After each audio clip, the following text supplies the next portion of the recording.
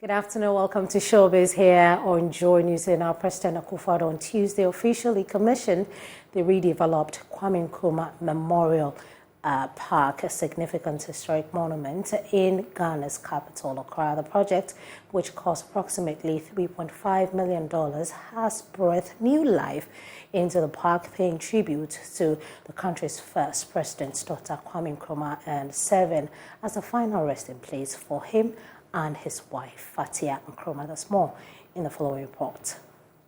The redevelopment of the Nkrumah Mausoleum and Memorial Park was inaugurated by President Nana Akufo-Addo yesterday. The redevelopment that cost $3.5 million is a total transformation as compared to what was there before. There is a library, a water fountain, a new statue of Nkrumah, just to mention a few.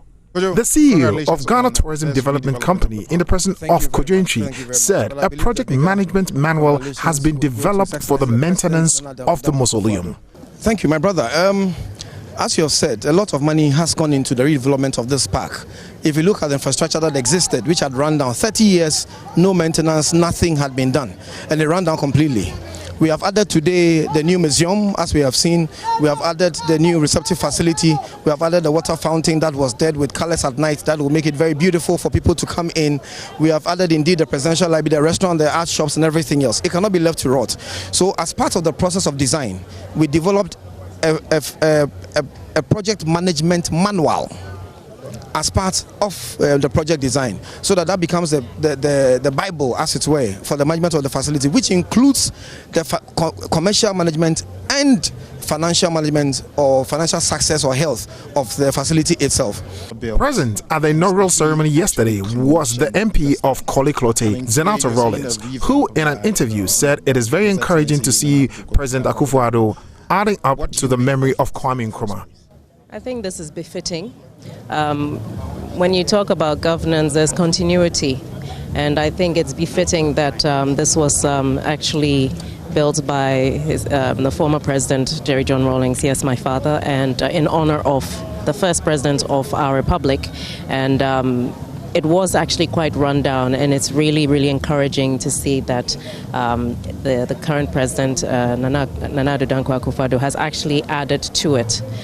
That is what we expect when it comes to governance in this country. There should be continuity. If a project has started and it's meant to be continued, it should be continued. But I think importantly at this point, what we need to do is ensure that the culture of maintenance comes to find its place here. Because we can build all the beautiful edifices that we want to in honor of all the people who have, fought for our independence and everything else. But if we can't inculcate a culture of maintenance, then we are looking at wasting a lot of money after we have established and built things. So I think from this point on, one of the most important things to do is to ensure that it's maintained properly. Yofi Grant, CEO of Ghana Investment Promotions Council, who was present at the inaugural ceremony, believes that the mausoleum resonates importantly with our history and also connects us to our future. Tourism has accelerated to be one of the fastest growing sectors of our economy.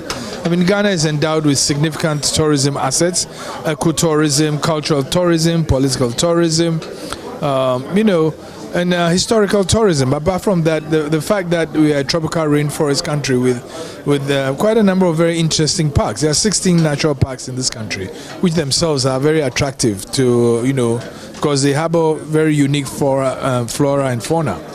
But this particular development here resonates quite importantly to our history and connects to our future, because as you know, Ghana, I keep saying Ghana is in the center of the world, but much more so, not just the black star of Africa, but the shining star of Africa.